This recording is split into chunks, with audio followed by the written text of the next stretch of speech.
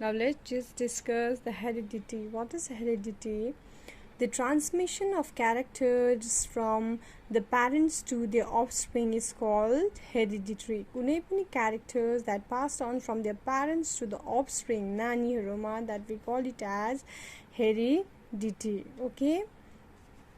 Now the hereditary information is present in the sex cell, that is gametes, okay, sperm or ovum of the parents. Thus gametes constitutes the link between generation and the next and pass on the paternal fathers and maternal mothers characters or trait to the offspring. Is that meaning that the hereditary information is present in a sex cell? So this sex cells is every time is passing on from the parents to their, it's like when the gametes of mother and father fuse together, then there is what happens is like during fertilization the mixing of the two gametes takes place. Along with that there is a mixing of two chromosomes, one from mother and from father, and ultimately the gene inside the chromosomes they fuse together and that's give the characters to the any individual. Okay, hamroma I already told you we have 23 pairs of chromosomes, comes from one from mother and other from the father. Okay, so what happens is like two chromosomes say 23 मिलेर के हुन्छ, we become 46 number of chromosomes को individual बनिन्छ. 23 chromosomes भनेको चाहिँ आमाकोबाट बाबाकोबाट आएर fuse हुन्छ.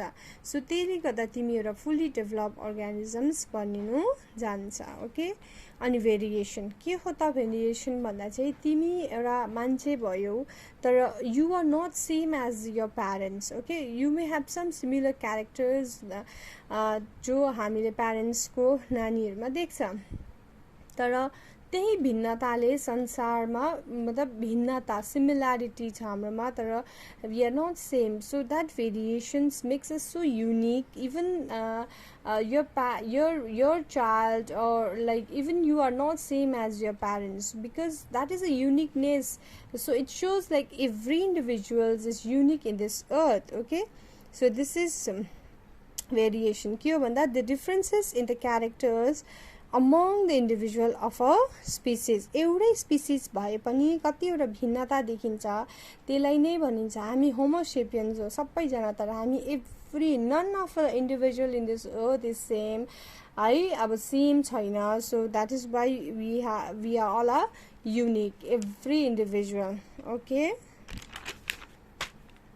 Now हेरिडिटीमा हेर इनहेरिटेड ट्रेट्सहरु हामी जहिले पनि इनहेरिट गर्छ. So inheritance is the transmission of a genetically control characteristics from one generations to the next. Okay, त्यो क्यारेक्टर चाहिँ फ्रम वान जेनेरेसनदेखि अर्को जेनेरेसनमा पास अन हुन्छ. र त्यो के पास अन हुन्छ भन्दा क्रोमोजोम्स चाहिँ के हो भन्दा चाहिँ chromosome is a thread like structure in the nucleus of a sale firmed of DNA which क्यारिज the जिन. भनेको एउटा कुनै सेल छ भने त्यसको भित्र न्युक्लियस छ, न्युक्लियसमा के छ त्यहाँ थ्रेड लाइक स्ट्रक्चर क्रोमोजोम्स छ. अनि यो क्रोमोजोम्स केले बनेको छ अरे? डिएनए. अनि डिएनए को भित्र के हुन्छ? Jeans. Okay, you can see this picture, see here this is human chromosomes. हेर यतिवटा क्रोमोजोम्स हाम्रोमा 22 भयो, यसले 23 हुन्छ. यो सेक्स क्रोमोजोम एक्स वाइ, यो 1 2 3 4 यो सबै क्रोमोजोम्स एउटा आमाकोबाट आएको एउटा बाबाकोबाट आएको. सो सबै यसरी मिलेर यहाँ देखाएको छ. यसले क्यारियोटाइपिङ भन्छ है, चाहिँ अब त्यो जेनेटिक इन्जिनियर्सहरूले यसरी हामीलाई सजिलोको लागि. तर यसरी चाहिँ मिलेर बसेको हुँदैन, यो कोलाइड हुन्छ न्युक्लियसभित्र. ओके, अनि यो सबै 22वटा क्रोमोजोम्सम्मलाई चाहिँ अटोजोमल क्रोमोजोम्स भनिन्छ र लास्टको क्रोमोजोमलाई चाहिँ सेक्स क्रोमोजोम्स भन्छ. र यो लास्टको क्रोमोजोम्सकै द्वारा नै हाम्रो सेक्स डिटरमाइन हुन्छ, छोरा या छोरी. यो एक्स वाइ भनेपछि यो छोराको हो क्यारियोटाइपिङ जिन. ओके, सो अगर यहाँ एक्स थियो भने यो छोरीको हुन्थ्यो. सो र क्रोमोजोम्स हेर लेन्थ वाइज ठुलो ठुलो ठुलो त्यहाँदेखि फेरि सानो they orderly they manage this thing अनि यसलाई केरियोटाइप भन्छ तिमीहरू पछि पढ्दै बुझ्दै जानेछौ र यहाँ why this is your why chromosome is the smallest chromosome in a body सानो हुन्छ अनि यो चाहिँ एउटा क्रोमोजोम्सको स्ट्रक्चर हो यसलाई सेन्ट्रोमियर भन्छ बीचको पार्टलाई एन्ड दिस इज यो ब्यान्डिङ यहाँ ब्यान्ड यो ब्यान्ड छ नि यहाँ हेटेरोक्रोम्याटिन युक्रोम्याटिन भन्छ ज्यादा यो सबै कोलाइड भएर के हुन्छ डिएनएले एउटा क्रोमोजोम्स बनिन्छ अनि त्यही डिएनएको सानो एउटा पार्ट हुन्छ जो चाहिँ युक्रोम्याटिन भन्छ यसबाट चाहिँ प्रोटिन बनिन्छ बडीमा अनि यसबाट नै हाम्रो डिसाइड हुन्छ क्यारेक्टर्सहरू त्यसलाई नै भन्छ जिन सम्झ एउटा क्रोमोजोम्सको सानो पोर्सन चाहिँ जिन हो र जिन is active portions in your chromosomes okay so chromosomes जिन ये जिन बुझ्यो यो सानो यो कुरा जिन आके यहाँ यो यहाँ सो इफ एउटा क्रोमोजोममा यहाँनिर एउटा जिनहरू यो जिन यही पाटामा हुन्छ यही सेम सेक्सनमा हुन्छ इफ यो जिनले तिमीलाई हेयर डिटरमाइन गर्छ भने बी भनेको ब्ल्याक अनि अर्को पनि सेम त्यही जग्गामा हुनुपर्छ लोकसमा okay if this is B दुईटा आमाकोबाट पनि आएको बाबाकोबाट पनि आएको हेर बी क्यापिटल यहाँ बुझ्छ वाट इज जिन are of two type dominant जिन एन्ड रिसेसिभ जिन डोमिनेन्ट जिन भनेको टी क्यापिटल हेर अब टीले एउटा हाइट डिटरमाइन गर्छ भने टीले स्मल टीले पनि हाइट डिटरमाइन गर्छ तर क्यापिटल टी भनेको डोमिनेन्ट हो जसले हाइट ठुलो हुन्छ अनि स्मल टी त्यसलाई भन्छ रिसेसिभ जिन स्मल टी ओके अहिले म यहाँनिर बी भन्दै थिएँ ब्ल्याक अगर हेयर कलर अरे भने स्मल ब्राउन के हुन्छ यसको अपोजिट स्मल बी यो क्यापिटल बी लेखेको छ भने यो बी नै ल्याउनुपर्छ ओके यो टी छ भने यो टी नै हुन्छ हाइटमा ओके सो यहाँ हेर बी छ अरे भने यो के हुन्छ त यो मान्छेकोमा यो सपोजिङली यो छोराकोमा बी भनेको ब्ल्याक अरे डोमिनेन्ट भने उसको कलर के हुन्छ ब्ल्याक बी तर इन्स्टेड अफ यो बी अब क्यापिटल बी थिएन अरे होइन त्यसमा के थियो अरे भन्दा चाहिँ स्मल हेर यसरी बी अनि एउटा स्मल बी थियो अरे okay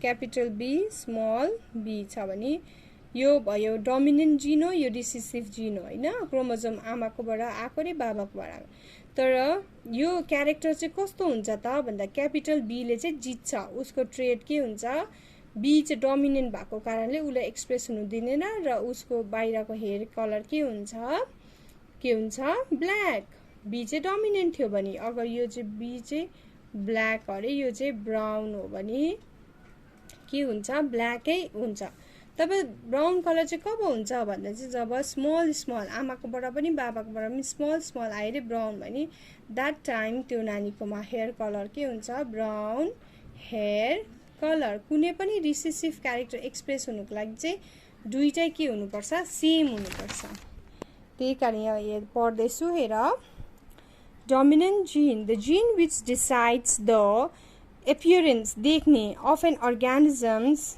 even in the presence of an alternative gene जुन चाहिँ भयो पनि स्मल भयो पनि क्यापिटल भयो भने त क्यापिटलै हुन्छ स्मल रिसेसिभ जिन छ भने उही एक्सप्रेस हुन्छ त्यसलाई भन्छ डोमिनेन्ट जिन तर रिसेसिभ जिन भनेको के हो भन्दा the jeans which decides the appearance of an organism only in the presence of another identical भनेको ऊ जस्तै हुनु पर्यो अर्को एक्सप्रेस गर्दा ऊ जस्तै आएको हुनुपर्छ तब मात्रै यो रिसेसिभ क्यारेक्टर चाहिँ एक्सप्रेस हुन्छ ओके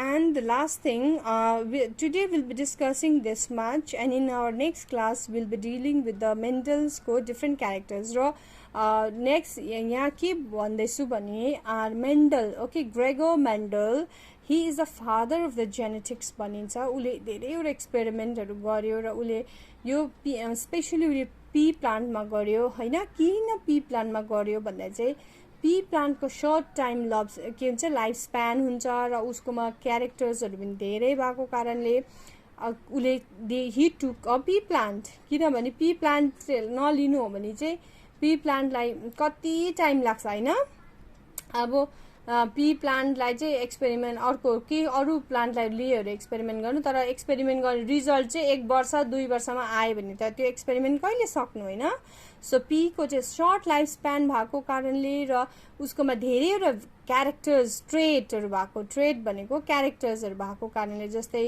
हरियो पी हुन्छ येलो पी हुन्छ त्यहाँदेखि यिनीहरु सर्ट हुन्छ कोही टल हुन्छ so because of this he took a pea plant okay so Mendel here rules for the inheritance of trait Mendel ले contribution धेरै गरेको छ र monohybrid cross र dihybrid cross भनिन्छ monohybrid cross भनेको चाहिँ के हो भन्दा चाहिँ when the Mendel took only single pair of characters खाली एउटा क्यारेक्टर जस्तै हाइट लाई लियो भने उले हाइट मात्रै त्यसमा एक्सपेरिमेन्ट गर्यो त्यसलाई भनिन्छ मोनोहाइब्रिड इनहेरिटेन्स ओके यसमा उले दुईटा ल प्रपोज गर्यो law of dominance and law of segregation र त्यसै डाइहाइब्रिड क्रस भनेको चाहिँ उले यसले कन्सिडर गर्यो एउटा मात्रै क्यारेक्टर हैन दुईटा हाइट लियो या त पी प्लान्ट को कलर लियो ओके सो पी को सो दैट इज व्हाई दुईटा जब क्यारेक्टर युज गरिन्छ त्यसलाई भन्छ dihybrid inheritance thank you student